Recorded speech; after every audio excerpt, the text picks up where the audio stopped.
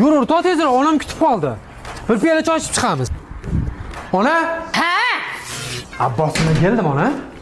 Va shu o'rtog'ing juda tarbiyali. Assalomu alaykum onajonim, yaxshimisiz? Charchamayapsizmi? Voy onalar, siz meni tuqmagan bo'lsangiz ham tuqqan onamda ekasiz. Har doim onani shunaqa qo'lidan o'pish kerak. Sigaret hidi kelyaptimi? Mendan kelyaptimi? Yo bolajonim, siz tarbiyalisiz juda. Buni ham qo'shqondan kelayotgandir-da. Yuring bir piyola choy beray sizga bolajonim, yuring. Bo'pti, karta o'ynaymiz, sus. Dasturxonda katta o'ynab bo'lmaydi. Ha, bu narsa kayf qilish kerak. Mana sizdan. Olam? Jaloliddin Masharipov aytayaptiki, Sen iflosda hali shunaqa hunaring bormi? O'rtog'ingga o'xshab kitob o'qib o'tirsang bo'lmaydimi? O'rnini olsang bo'lmaydimi?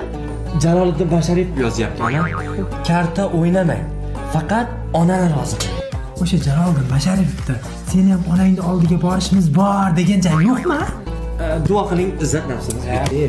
Duoni o'tirib qiladi do'stim. Qani ilohi omin. Omadinglarni bersin bola.